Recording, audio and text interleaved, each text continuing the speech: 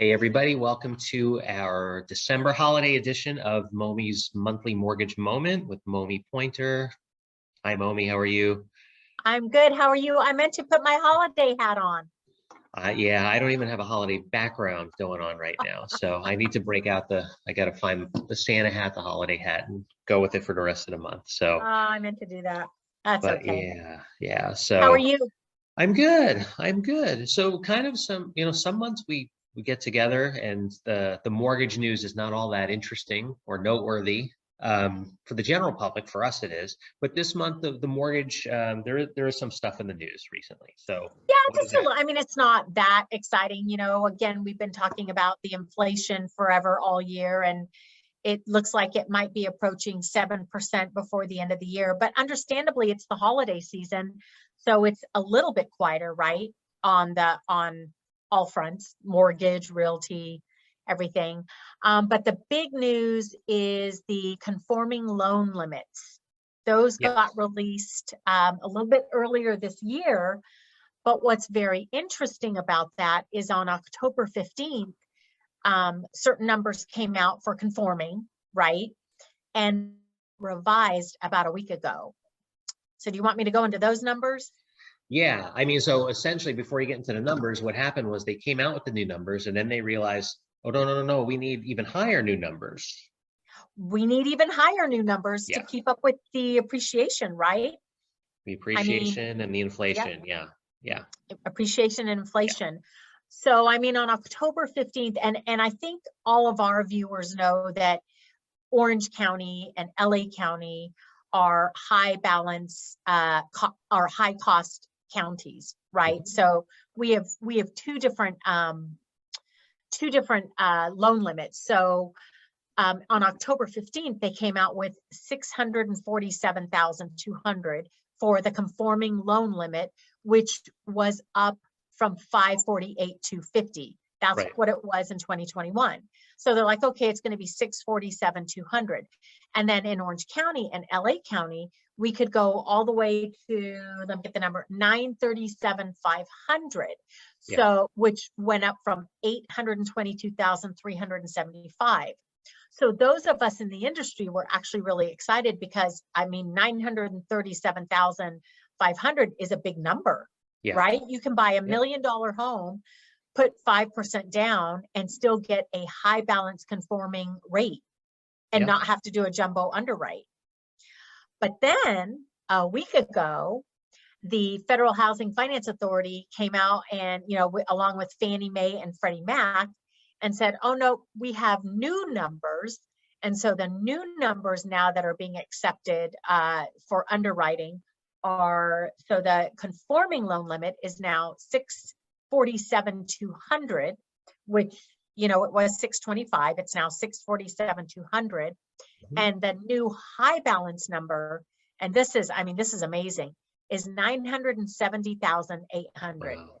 up from 970. 937. Yeah. Up. Well, what was it last year? Not what was going to. 822. Oh, last year was 729, 750. No, I'm sorry. So earlier this year. This year was 822, Eight, 375. yeah. So it went from 822, 375 to now nine. What's the new So number? 822, 375 to 937, 500 to 970, 800. That's a big jump. Yeah. So essentially it went from 822 to 9. Forget about what they released on October 15th because it was Right. so it's going from 822 to 970 essentially. Yeah, which means if you are a borrower putting because you can put 5% down on a high balance conforming loan, right? Yeah. You can buy a home for $1,022,000, put 5% down to get to that $970,000 loan amount, and you are being underwritten under Fannie Mae and Freddie Mac high balance conforming loan limit guidelines. Right. So now a jumbo loan is anything that's $970,801 is now a jumbo underwrite. Big jump. That's a huge jump. That is a huge jump. Yeah. And that should help, I think, a lot of our buyers that maybe couldn't qualify under jumbo guidelines, because jumbo guidelines you cannot exceed 43% debt ratio, right? You cannot exceed 43% debt ratio. I'm actually able on high balance, sometimes, depending on all the factors, to go up to 49.99% debt ratio. So that's an increase in 6%, that's big, almost 7% in debt ratio. It definitely helps with purchasing power for a lot of people in For that. a lot of people. Yeah. And for next year, kind of with, the mortgage industry, not with prices not appreciating as fast as they were in 2020 and 2021. Right. Okay. So what do you think rates are going to be doing here without holding in anything? No, again, I always say I don't have the magic crystal ball, but I think rates are going to steadily increase. I've seen them within the last month or maybe 5 weeks. I was able to get, loans that I've closed recently, they were below 3. Yeah. And now that same loan is a little above 3%. Right. But I still, it's still historically low, right? I still think people should refi. 3.25%, 3.5% is, there's nothing wrong with that. Like that's a great rate. It's a great rate. It's a great rate. And one of the things that I was listening to this morning was, with rates where they are, if you're carrying any kind of debt, credit cards, actually I have a client that's doing cash out to pay off student loans. So they're not continually making that payment because now they're having to pay on it, right? So if you're carrying any kind of debt, even if the rate is a little bit higher than what you currently have now, right? Let's just say you're at 3% and maybe the rate is 3.25%. You're still likely going to save money and have, and have it be tied all into your mortgage. So it still makes sense to do it that way. You'll save more money in the long run because let's be honest, most people they only make the minimum payment on their credit card. So they'll never pay it down. Yeah. Or even if they're paying it down, they're paying it down slowly and the interest that they're accruing is 14%. Some of them are 21% right now. Right. Yeah. And not deductible. That's the exciting news is the loan limits. It's astounding to me. Yeah. it's something else. It's definitely something else with the loan limits. It's been a crazy year. Do you remember, Mike, when they were 417,000? It wasn't that long ago. No, it wasn't that long ago. That was was it 417 or 417,500 was the number? No, it was 417,000 even. Yeah. Oh, and that then was the only number I could ever remember because it was even. And then it went to 424,500 from there. I think that was the next. Correct. That was the next step. Yeah. But that was what, 5 years ago, maybe? It was 417 for a long time. It was 417 for a long time. Yeah. And now we're at 647,200. Yeah. It's insane. Yeah. Moral of the story. I have a client that's doing a cash out refi, and a month ago it was a jumbo, right? Yeah. And he was kind of, I don't know, he's self-employed. The underwrite's going to be horrible. The rate wasn't that terrific, and now he waited a little bit, and now his $955,000 loan amount is now high balance conforming. Yeah. It's no longer a jumbo underwrite. So we saved ourselves a little bit of a hassle for underwriting. So here's a lot of times when people are trying to figure out, should I buy, should I rent? And they're calculating, okay, well, here's my rent payment. If I buy, here's what my monthly payment's going to be. Is it going to be cheaper and then a lot of times people will first look at that on face, and then a lot of times I will tell them, and you will tell people like, okay, well, here's going to be your monthly cost to own, but factor in some tax savings on that, and then that usually brings it back even. And usually if those numbers are way out of whack, like if it's going to be that much more expensive to own than to rent, if people are trying to figure it out or have been trying to figure it out strictly on a financial basis, I would say, okay, well, maybe it's better for you to rent. But now I think a big part of the equation is you need to look at, okay, like what's my current rent? What's it going to cost me to own? Factor in the tax part, but then take your current rent and increase that by, project that out 1 year, 2 years, 3 years, 4 years at, now we're over 6% inflation. We're approaching 7% inflation. Rents honestly are going up.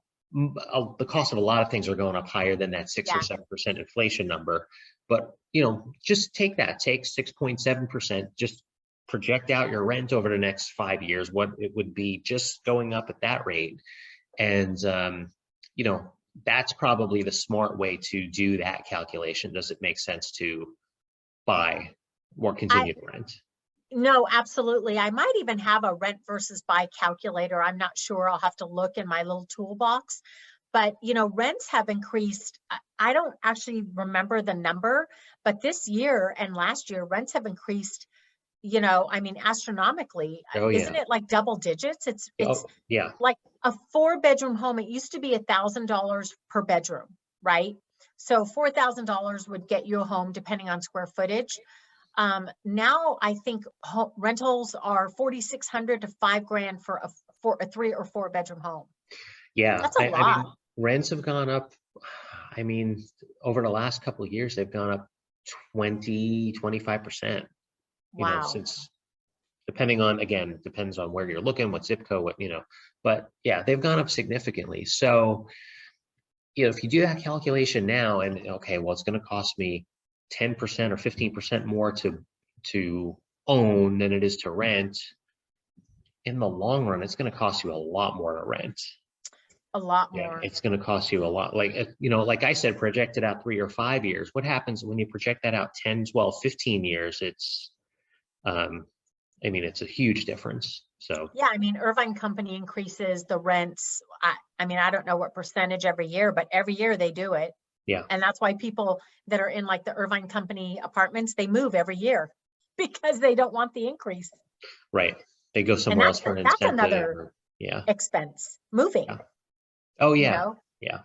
You have to factor all that in. I agree with you. Yeah.